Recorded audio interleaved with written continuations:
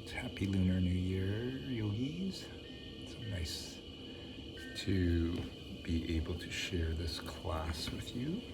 So let's start with our 3 prostrations. While the washrooms fills up. And again, just giving gratitude for the teachings that have come down through the lineage, offering your body, speech, and mind.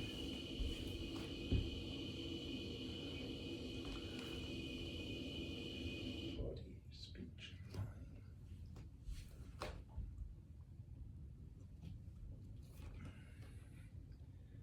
Body, speech, and mind. Okay. And then we'll start with our opening prayers. Key, always want to go out when class starts.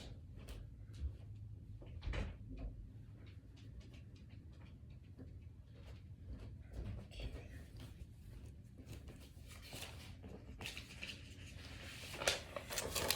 So we'll do the opening prayers.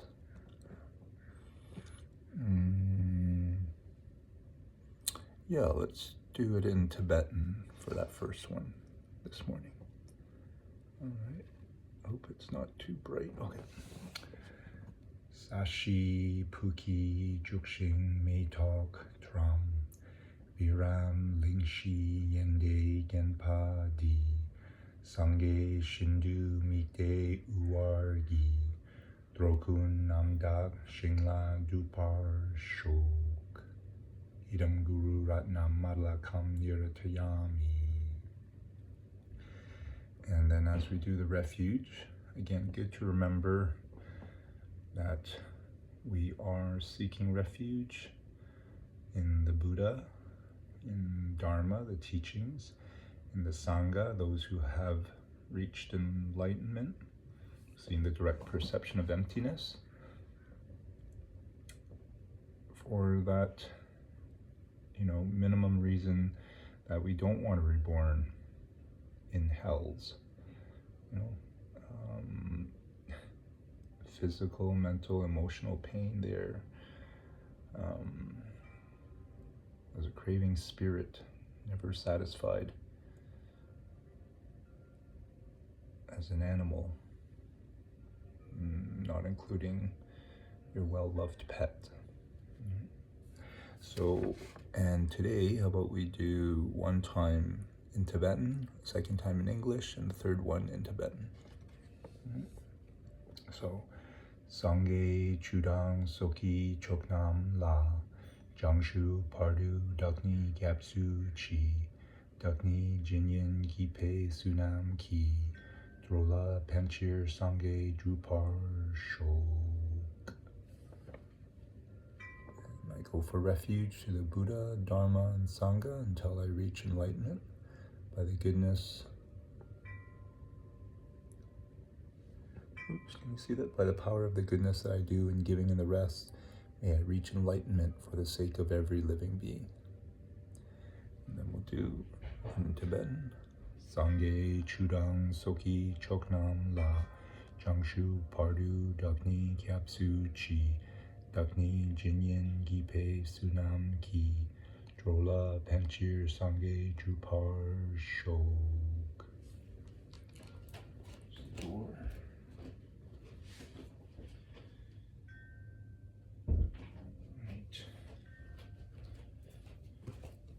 So I'm not sure how your week, first few days after the new year, if you're listening to it after this, has been. But I thought as part of the review, in that previous course, almost every class was talking about emptiness. And this course really hasn't been mentioned. So I thought I would just have you consider, look back on, since the last class you listened to, has it been a good week? Has it been a tough week? Bit of both.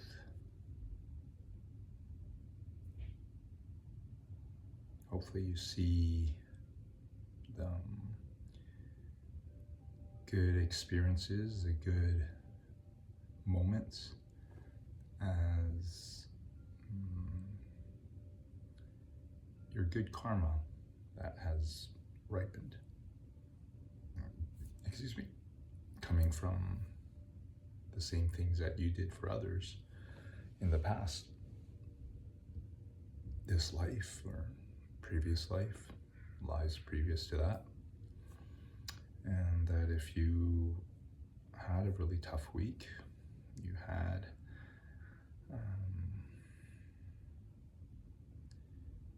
things that you wish you didn't have experience, people you didn't want to meet, that you can see or remember.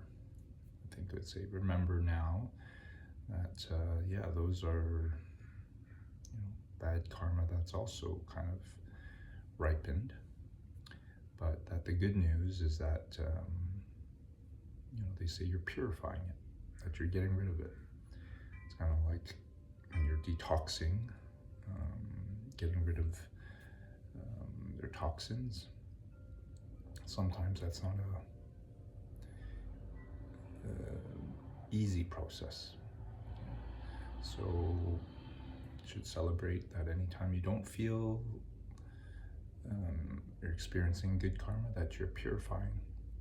Because supposedly they say we do plant a lot of not so good karma, not just in our actions, but sometimes in our speech, and maybe more of what we might not be aware of in our thoughts. And so, yeah, meditating is a way to be more aware of those, because those thoughts, repeated, probably lead to a belief, and that belief will probably lead you to say certain things.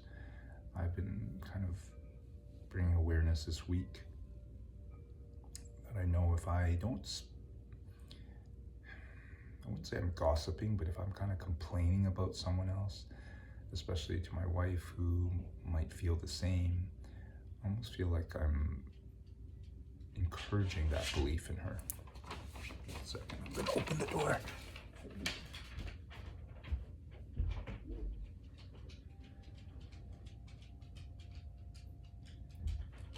And as you remember, one of the misdeeds is actually divisive speech, saying things that divide people.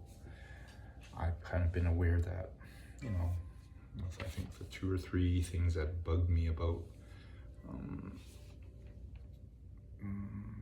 these other people, if I shared them, then I probably get, yeah, they're like that.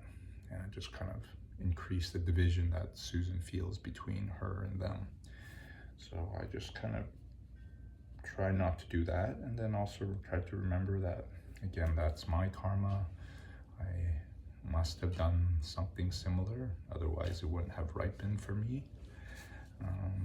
So yeah, I'm proud of that.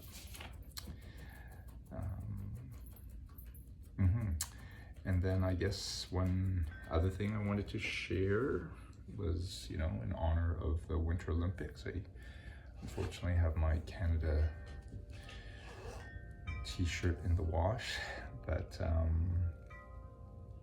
in the almost the end of it right now, I wanted to just share what some of you already know, that many athletes do meditate as part of their preparation. And the highest levels of athletics, sometimes the physical differences, abilities are not so big.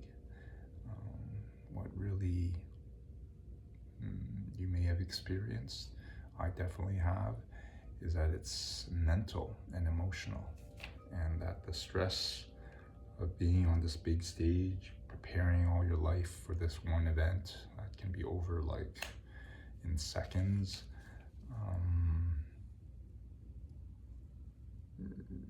can be sabotaged by mental stress, emotional stress that we all feel, right? So you probably have heard and probably believe that many, top level athletes have sports psychologists that help them, visualize, prepare for those stressful moments. I think that's one thing I always love about watching sports, because I know as an athlete myself, that was what was the most difficult, when I'd be practicing, I'd be fine when I'm relaxed, and then when under pressure, yikes. So I always can feel the tension or the pressure that I see in these sporting events, and of course celebrate when I know, the athletes or the team has kind of overcome that. So there's this famous study, maybe you've heard of, that two groups of basketball students, and what they did was, they just kind of lined them up at the free throw line, the line that in front of the basketball hoop that they shoot hoops into. And at the start of the experiment, they kind of just counted what's the percentage of shots they got in at the beginning of this experiment. And then over this practice period, I don't know if it was 2 weeks or a month, one group, they allowed them to practice for half an hour or an hour, but probably in half an hour, to allow each person in that group to practice. And then after this period, to test them again and to see, as what you expect, what improvement they had. So yes, they did see an improvement from having these students practice daily for this half hour, just say for 2 weeks. But then the second group, they measured them at the beginning of the experiment, but instead of letting them practice, they simply put them into a room where they told them to visualize, to basically meditate, to visualize themselves practicing, but to not actually do it physically. So, what is your guess? Do you think they did better or worse? Well, they did the same. They did the same as that first group that got to physically practice, even though they didn't practice themselves. So yeah, I think that kind of study is one I would always share in our teacher training before we meditated, letting them know that, the power of the mind is something we definitely want to harness. So coming back to meditation, this theme of this course, what have we reviewed? What did we go over last week? And we were pretty much going over the third and fourth problem, or the fourth and fifth problem. Fourth problem was not taking any action if you have any dullness or agitation. So not taking any action even though you notice your mind getting dull, sleepy, or getting really excited. And so remember, in each of these states, there's kind of two levels. They say the gross and the subtle. So hopefully those words make sense to you. The gross is more obvious and the subtle less obvious. So for dullness, they say, gross, I like the metaphor. They say gross dullness, more obvious, would be like maybe it's hard, okay, well, just the cup is on my hand. Gross dullness, your mind is dull. And the metaphor is like you're just touching the cup. Now, if your dullness is not that strong, you might only have subtle dullness. It would be like holding the cup, but loosely, right? So maybe loose enough that you couldn't really lift it. And what you're aiming for is to not have subtle dullness at all, to be holding the cup firmly so you can lift it, move it, right? So that's where they will say having fixation, clarity, and intensity. And those three things are the states of your mind, not kind of the object itself, right? So maybe you could see it as like a description of, you know, I'm wearing glasses of your glass, of your lens, you know, that they're help you see the object clearly.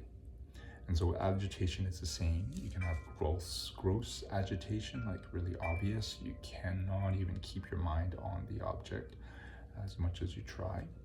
And then there's subtle agitation, which, you know, means you can come back, but it still kind of wanders away. So those are the two. And so what are the antidotes for dullness? Well, dullness is kind of when your kind of mind is getting sleepy. So they're saying you want to uplift your mind. So first thing to do is to tighten your concentration, to kind of, instead of letting your mind wander, kind of just try to focus it a little bit. And if that doesn't work, think of something that will brighten your mind. They say, you know, think of what we'll meditate on later today. Think of the image of the Buddha. Think of, you know, how blessed you are to be born a human, able to study. Focus, imagine a bright light, the sun, things that uplift your mind. And that still doesn't work. You're still getting kind of dull and drowsy.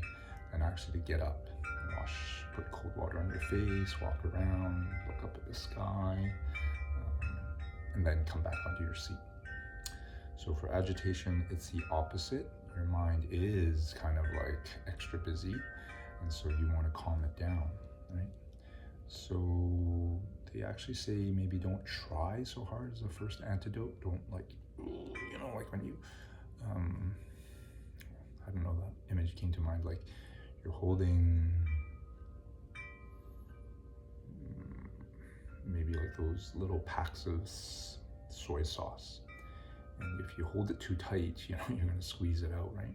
So you're just kind of holding it and maybe not holding it as tight. So releasing your focus. And if that doesn't help, they say one way to calm down your mind is to think of death. Think about the inevitability of death. You will die. You won't know when you'll die. And if that still doesn't work, then go back to the really basics of counting your breath. Exhale 1, exhale 2. Right? So kind of repeat this when we do our meditation, but those are the antidotes. And the fourth problem usually is not taking action when you notice these things. You know, maybe your mind goes off to somewhere else, or you get really drowsy and you just let your mind do that. Right?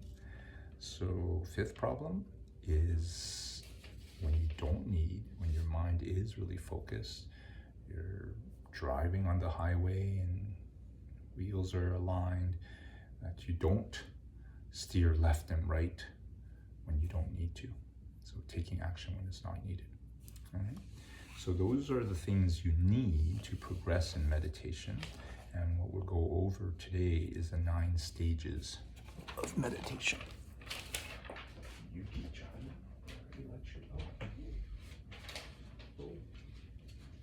and these are the 9 stages of meditation that you need to progress to, so that by stage 9, you need to reach stage 9 to have your mind in a state to be at that level to see the direct perception of emptiness. So what we talked about, well, maybe I didn't really talk about it, but you know how I said, however your life is, you know, it's coming from karma. It's, you know, for example, the person I was thinking of that I thought was annoying, that person, as some of you know, is not self-existent. You know, that how I saw her as annoying isn't how everyone sees her, right? If she was self-existently annoying, then everyone would see her that way. But I know she lives with her daughter downstairs, and I'm sure her daughter doesn't see her that way, at least not all the time. But so yes, this direct perception of emptiness is the way that our mind has, how a wave that my mind supposedly created this feeling of being annoyed in me, is how what we hope to kind of see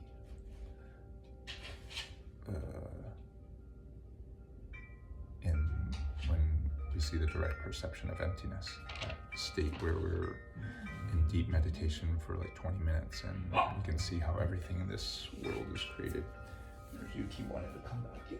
Come on, Yuki, you can't come back in and out, in and out. Are you coming in or out? Come in or out?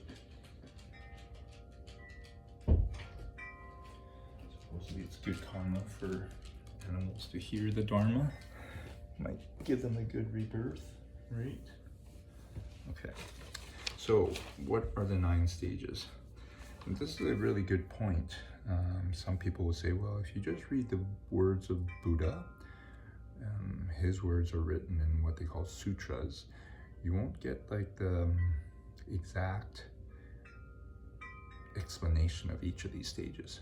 You know, supposedly he just said you need to reach the 9 stages, and that's about it. And it required, you know, other students, teachers to explain that, and that's what they're doing today. That's what they've given us, 9 stages, where the names of each level, you know, they're translated obviously from Tibetan, they say aren't maybe as accurate as like, don't make such a big deal about the name of the stage. All right, so for example, the first stage is putting the mind on the object in meditation. Sounds like it's very clear, you know, putting the mind on the object in meditation, but actually it's a first stage, and it really is about learning, you know, at the very first stage of meditation is just learning from your teacher, the object of what you meditate on. They say the best object of meditation is the Buddha itself, and that's what we'll meditate on later today. It's the metaphor, they shared the examples, like kind of like if you joined martial arts school, karate school, you start off with the white belt, right? So this is the first stage where you're given what your first object is. And I always say pictures tell 1,000 words. I was going to try to draw it, but it's hard to draw and show you and explain. So I will use the notes that, if you find it hard to see, you can open the attachment. I might have to put something dark behind it so you can see, because it's bright today out here. But hopefully you can see this first arrow up here. right? And the arrow represents kind of our mind stream, and that if I bring it closer, you see it's kind of made up of little dots, dot, dot, dot, dot, dot. And what they say is that they probably should have had more spaces between the dots. You know, the word at the end of the arrow is concentration. And they're saying at this first stage, you can barely concentrate. The gaps between your focus, on the object is a lot more than your actual time on the object. So that's kind of why they use dot, dot, dot, dot, dot, right?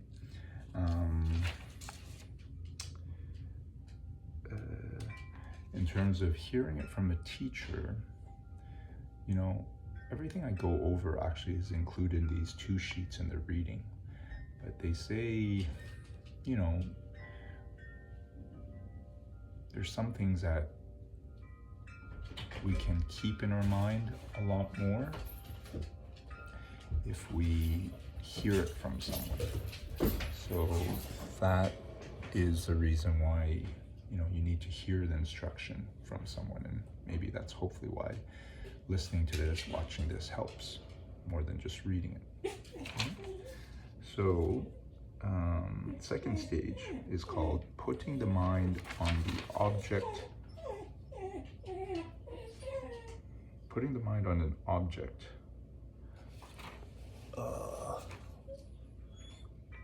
in a stream. Sorry, I wrote it in a street in my own notes. Putting the mind on an object in a stream. So this one, they might say the description was,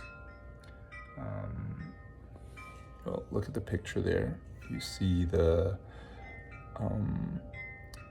instead of dot, dot, dot, dot, dot, you see these dashes, right?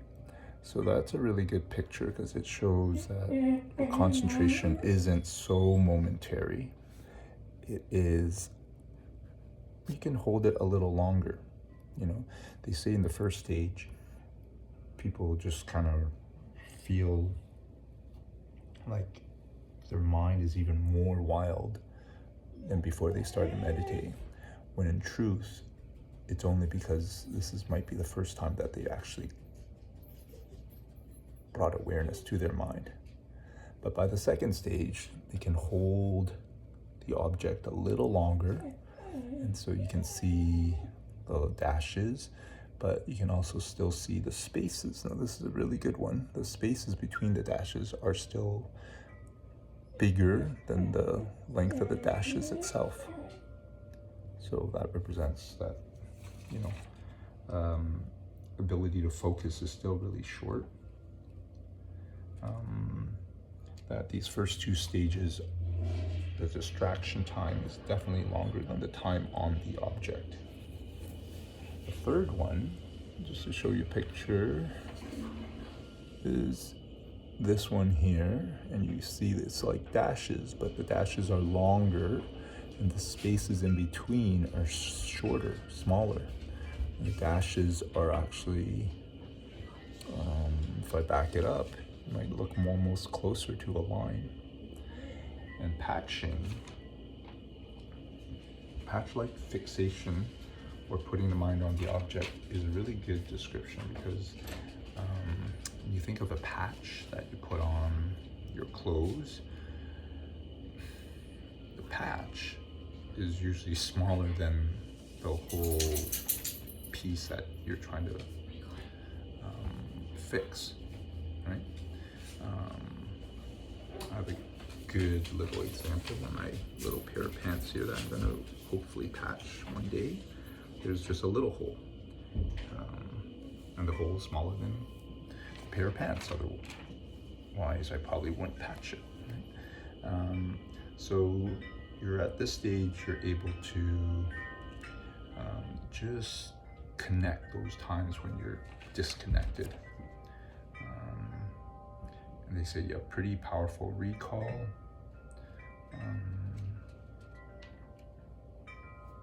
Yeah, so that's a description of the third stage. The fourth one is called The Mind is Placed Closely on the Object.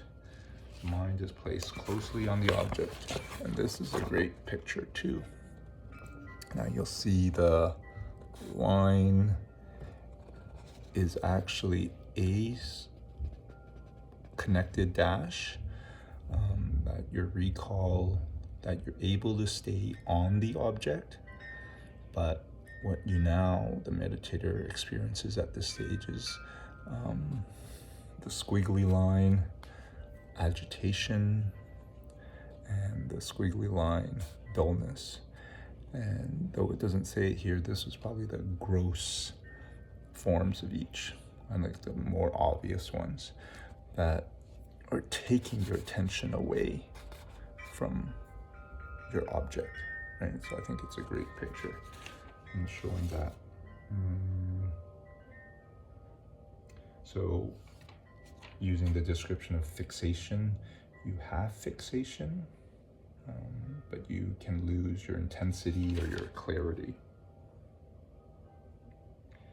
Now what happens at this stage is to correct it, is to go to stage 5, which is bringing the mind under control. They say usually if you have both agitation, dullness, sometimes, well, they said it before, it's more dangerous to have subtle dullness, because that feels like your mind is calm, and it might feel like you're progressing and meditating, but actually your mind is just kind of sleepy, right? And so that is the one to focus on first. Also, sometimes people say, they'll try to use watchfulness to bring your mind under control, and by forcing it, it makes it dull. So that's kind of why this 5th one, they show that squiggly arrow underneath. But you can also notice, compared to the one above, it's a little closer to the main line.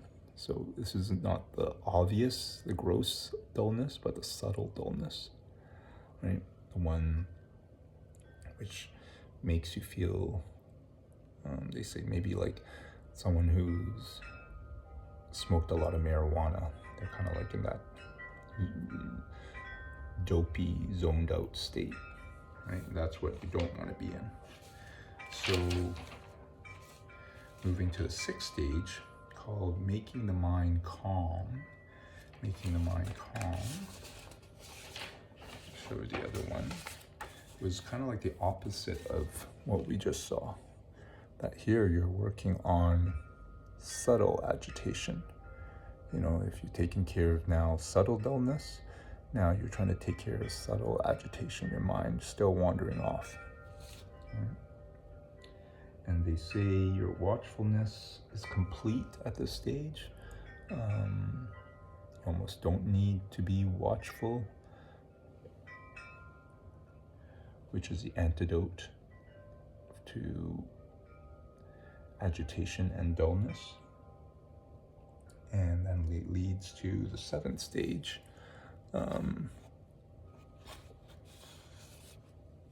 where the mind is totally calm. And so you can see that you still see the squiggly lines, a little like subtle, but you see, instead of little dots that make up that subtle agitation, there are little dashes with more space in between, that it's less.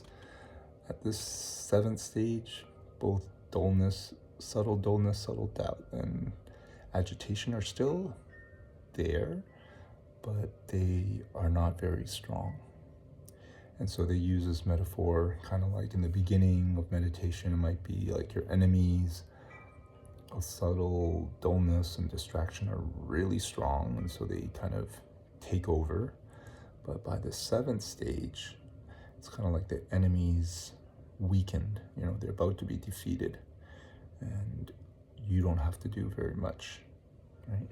So, yep, at this stage, you still need to make an effort to focus the mind, but it's difficult for dullness and agitation to occur. So stages 3 to 7, other than that first two where, remember, it was just kind of like the main line wasn't even a straight line, your meditation is considered pretty good, right? The first two, they won't even not think of as meditation, think of it as concentration. But stages 3 to 7, there is dullness and agitation. So by the 8th stage, over here, they don't even have a picture, so I don't think I have to show you anymore. They say you only need to apply watchfulness in the beginning. It's almost once they sit down, take 10 breaths, you just need to guide your mind to the object and it'll stay there for the rest of the meditation. So sounds pretty sweet. I can't say I've experienced that. They do say that it was good for me to hear that your meditations can move through different stages. That it's not necessarily you'll be 1 for a little while before you go to 2. Your meditation might, move to 3 or 4, and then something happens, and go back to 1. And so I've noticed, my mind definitely moving through, and it obviously feels really nice when you feel yourself progressing, but they say just to not beat yourself up if it regresses. I think that's the one thing I would say I've learned with meditation is not to beat myself up when my mind is super busy and I can't focus, or I'm tired and I'm feeling dull. Because just like I just said about something bad, I'm purifying some bad karma. And sometimes, as much as you want a focused meditation, that's not what you get. So the last one, place the mind in deep meditation. There is basically no effort in entering and staying in deep meditation. Obviously, it says practicing over and over leads to this. And this is a stage you need to reach, as I mentioned at the beginning, to see the direct perception of emptiness, to actually see how things really exist. So they say this 8th and 9th step is like the enemy is defeated. You don't even need watchfulness. Right? That's why at stage 7 they said watchfulness is already complete. So the other last point they wanted to share is just remember meditation is like, they say like a vice, like kind of that tool on a workbench that holds an object that you're trying to file or sand or drill a hole into. So the meditation is just a tool. And what we want our mind to be so good at is to be able to hold our mind on an object so that we can focus. What are we actually looking at? You're hoping your mind can be so focused that you can actually look at emptiness, look at how things really exist. So this is, so meditation, think of like a telescope. There's nothing special about a telescope, it's just an object. But what you use it for is what is important. That you can use it to look out into the stars, look out at the moon. So meditation is not the end goal. It is a tool that you want to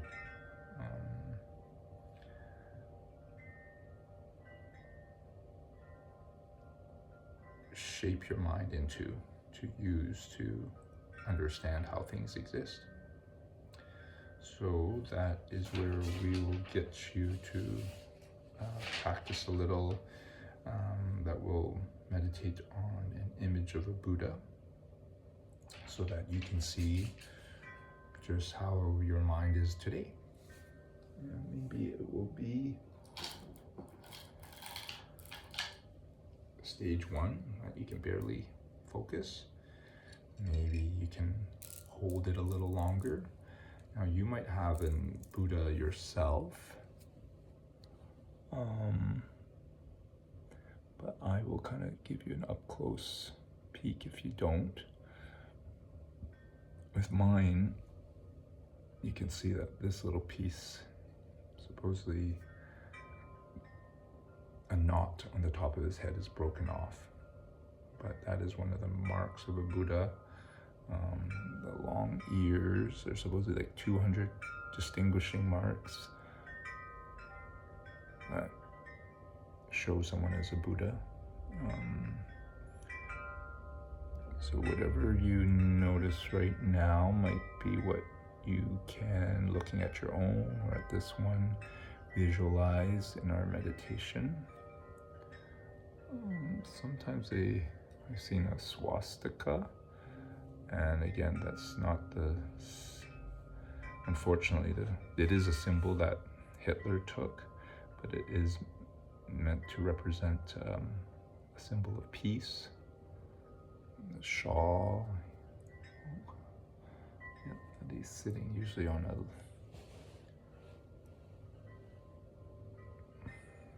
there's some lotus flowers on the bottom. So yeah, take a peek. If you can put this video on pause and really examine. He's in the posture that we're supposed to be in full lotus, hands, right palm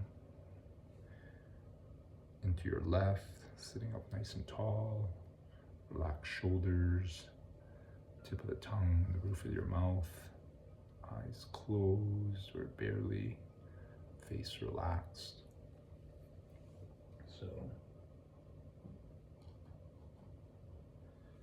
if you need to pause to get yourself ready to meditate, I am going to and just quickly use the bathroom. So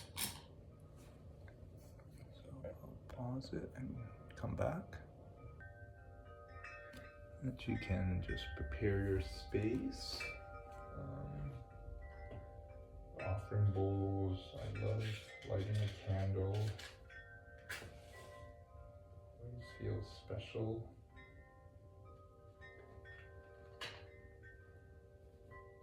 Start with something special to light one. Have something underneath your legs so your legs are not cold.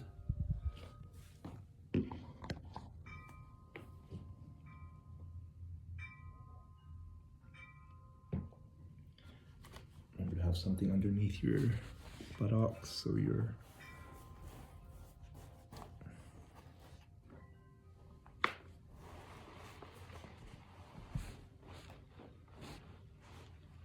spine can be nice and tall.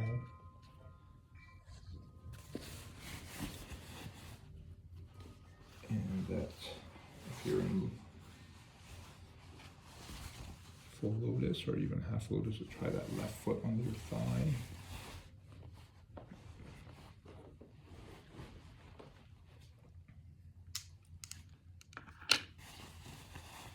Right palm inside your left. Check you're sitting nice and tall, shoulders relaxed. Tip of your tongue resting where the roof of your mouth meets the top of your teeth. Chin a little tucked in.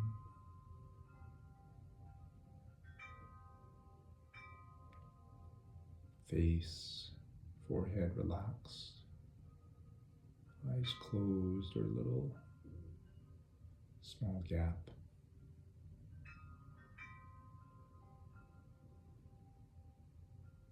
Connecting with your breath. Just starting by counting 10 breaths, counting 1 on your first exhalation.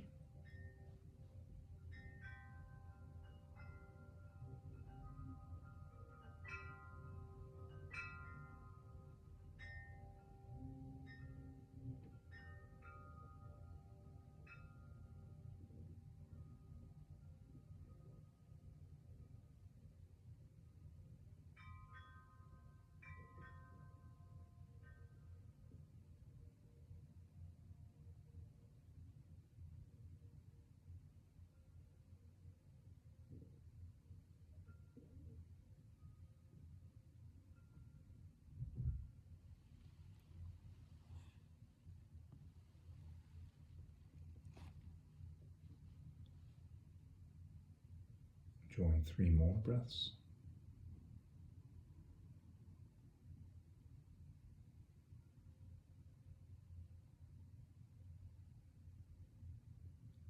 And doing the 7 ingredients before you meditate. First is to just visualize the Buddhas, teachers,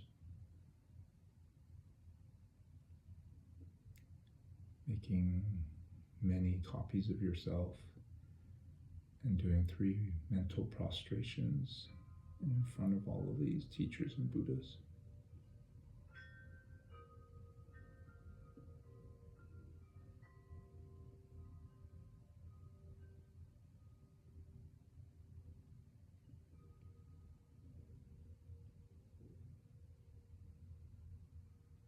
Making some offerings.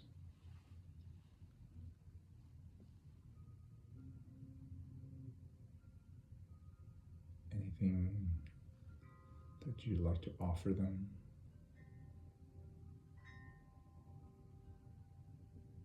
You can think of water to drink, water to wash their feet, most beautiful flowers,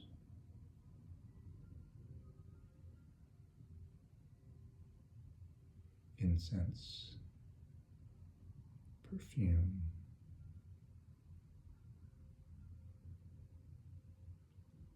most beautiful sources of light,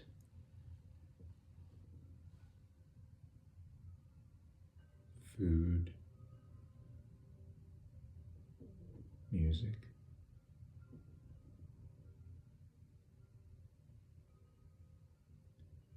Just to confess anything that you might have done, said, or thought of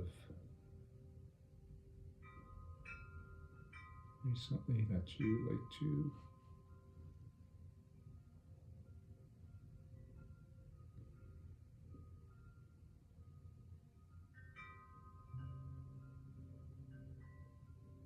get rid of from your conscience.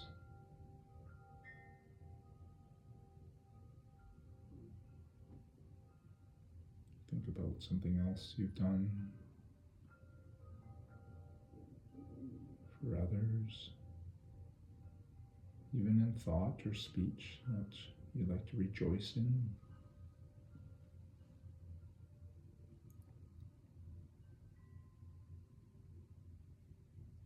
If there's someone else who's done some good karma you noticed,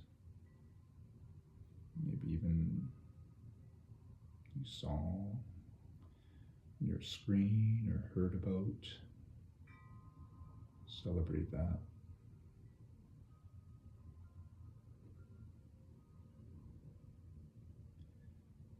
To ask your teachers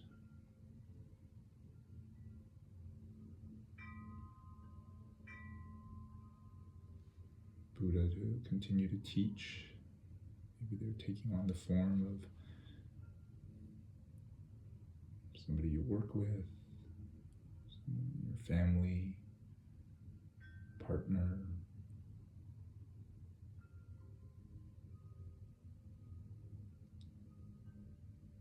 Ask them to stay, not stay in nirvana, but to stay here to help you.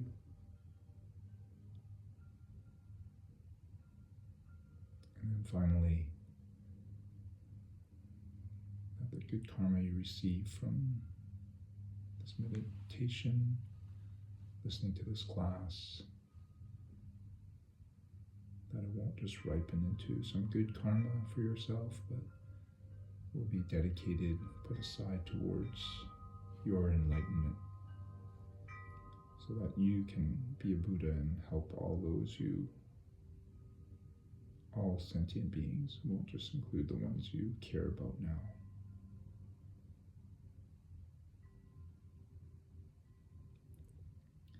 And so the object for today's meditation is to visualize the Buddha.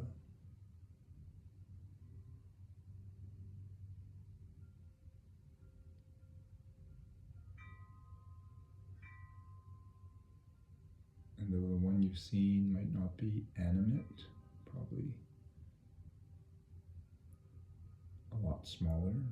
See if you can visualize them life-size in front of you.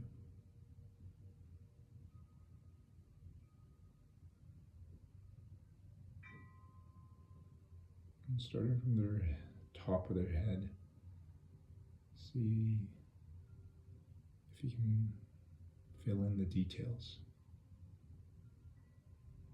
Bring life, color, energy to this visualization. This image of Buddha, a living Buddha.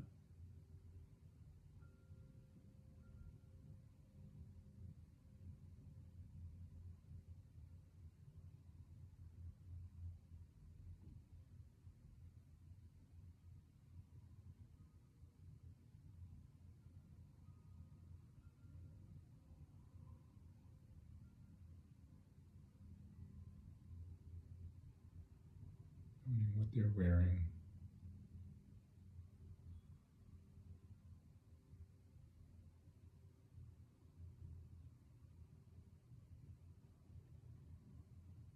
how they're sitting.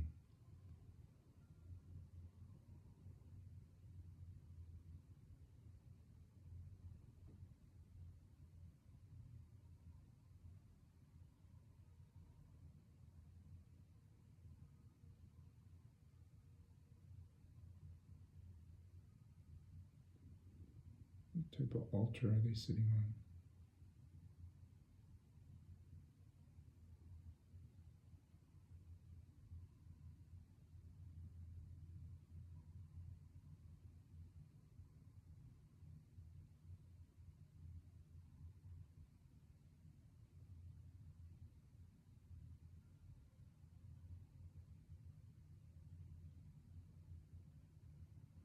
Anything you visualize in front of them, their seat or beside them.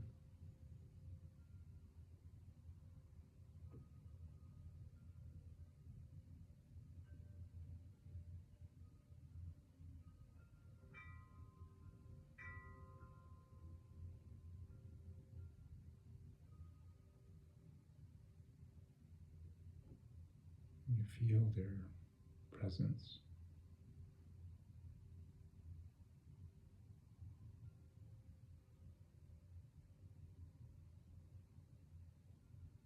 Their desire to help you.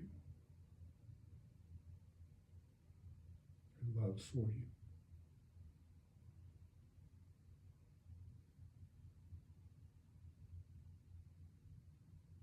Not have you suffer.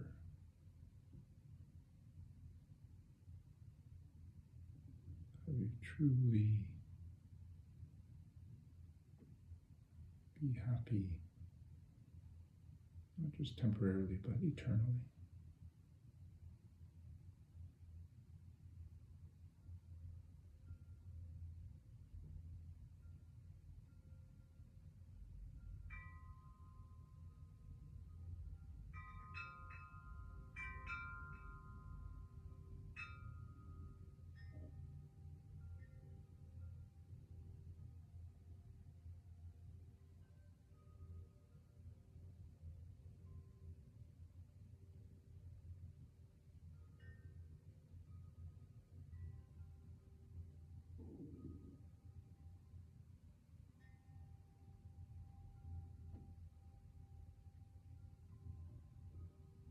If your mind is feeling a little sleepy,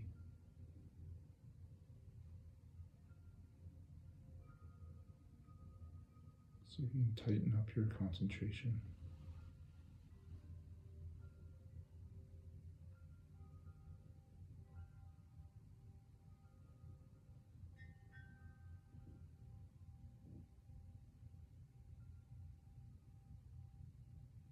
If that doesn't help,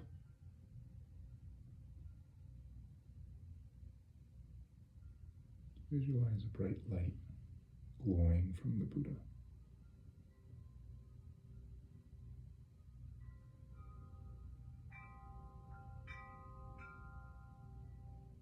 How blessed you are to have the interest and time to hear his teachings.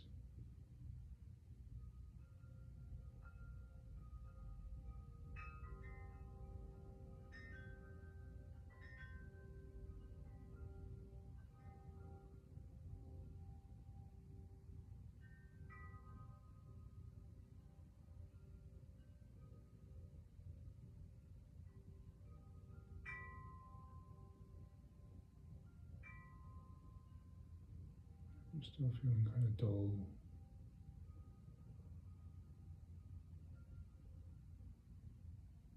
And stop this video and do a little walk, wash your face, look out in the sky.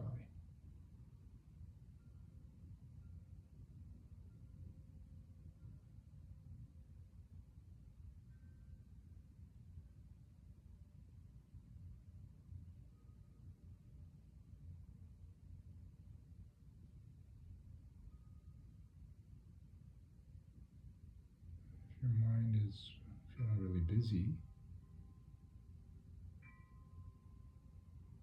distracted by other thoughts, things you need to plan, do next, earlier,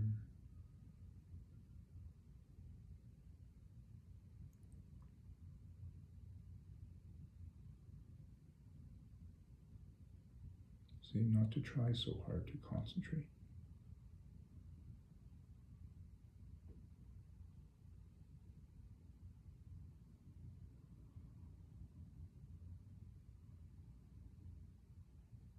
Maybe instead of looking for the visual details, just to feel the presence of the Buddha in front of you.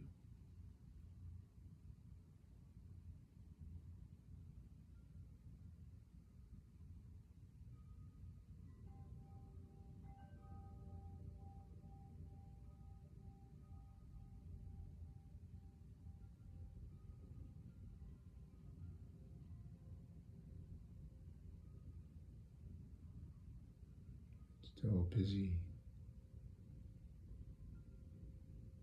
Consider what all of us will have to face, and you will have to face.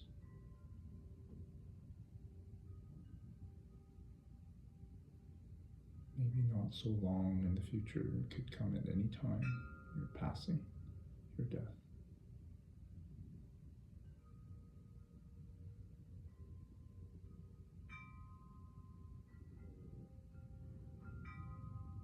There's nothing in this world you can take with you.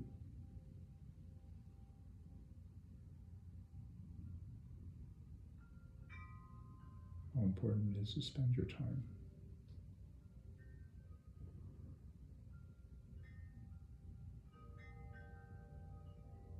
on doing what you can take with you into your next life.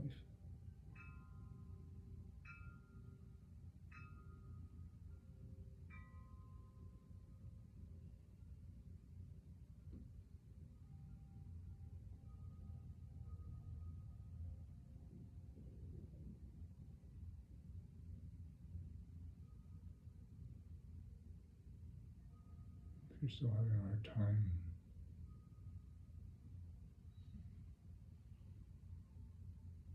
go back to the counting we started this meditation with.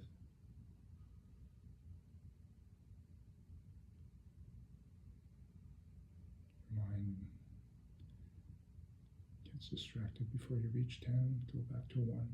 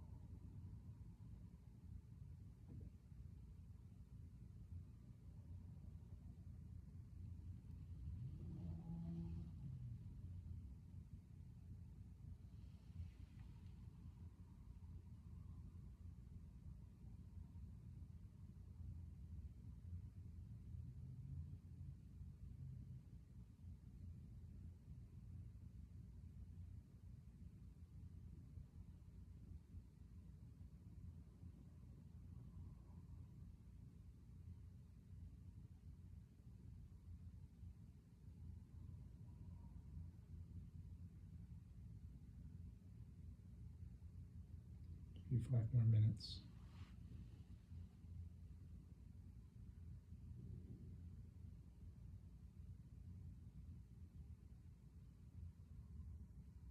Come back to the image when your mind wanders away.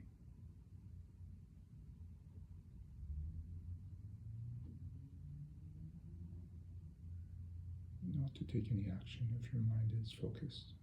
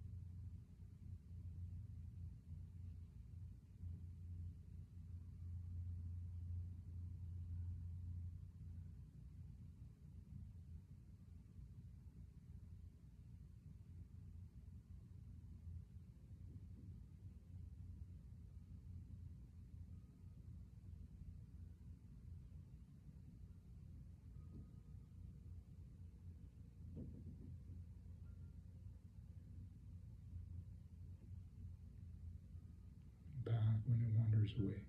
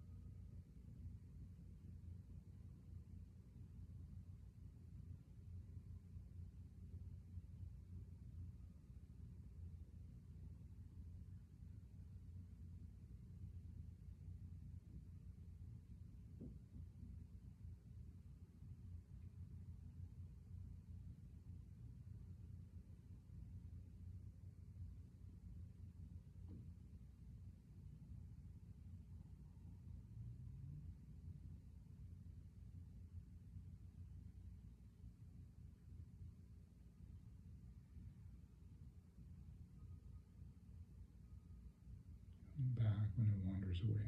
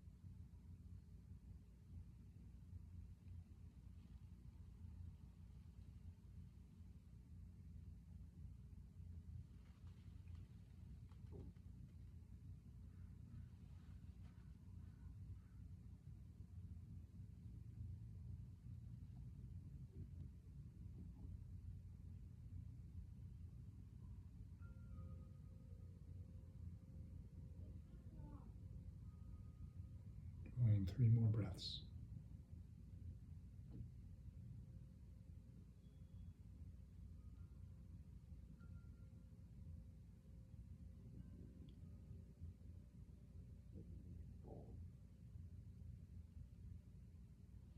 I'm just going to finish this meditation by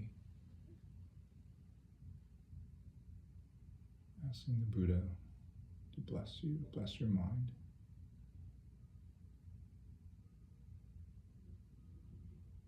increase its ability to focus.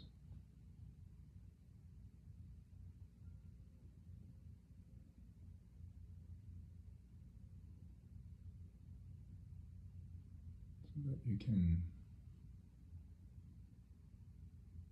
work up the stages so that you can see the direct perception of emptiness and move ever closer to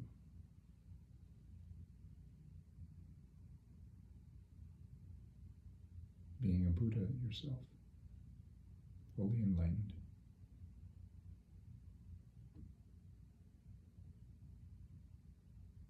Able to help all beings. Because you've gotten rid of all your afflictions yourself.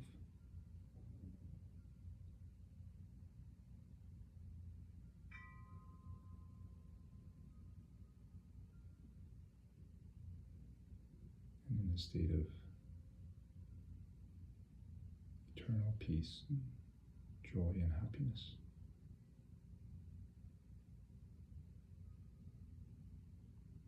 Just tuck your chin in around your back. You can just move your spine back and forth or do any other movement your body would like.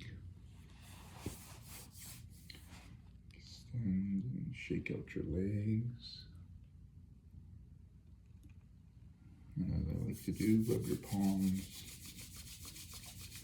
cup them over any part of your eyes, rub it over your face, bring energy there.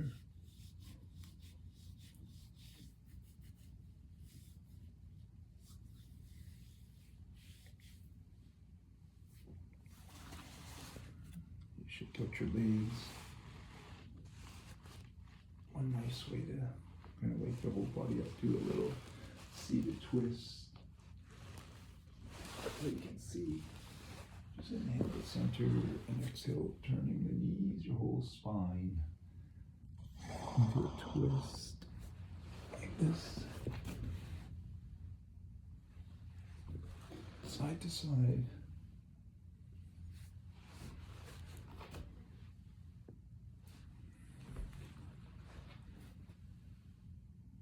And then we'll just end class with the 3 prostrations.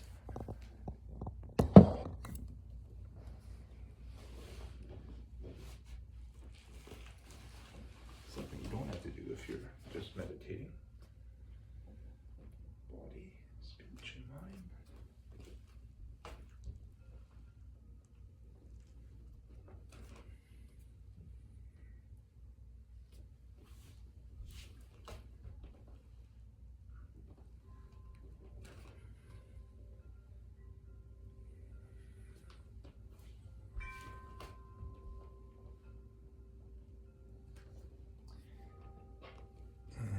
End with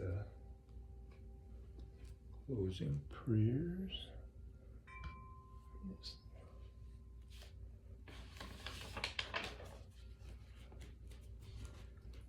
Then we'll do it in Tibetan and in English.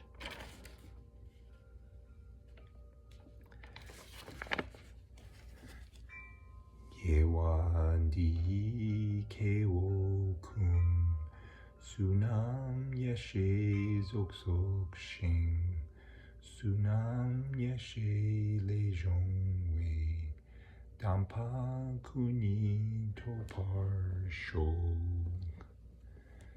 By the goodness of what I've just done in giving and the rest,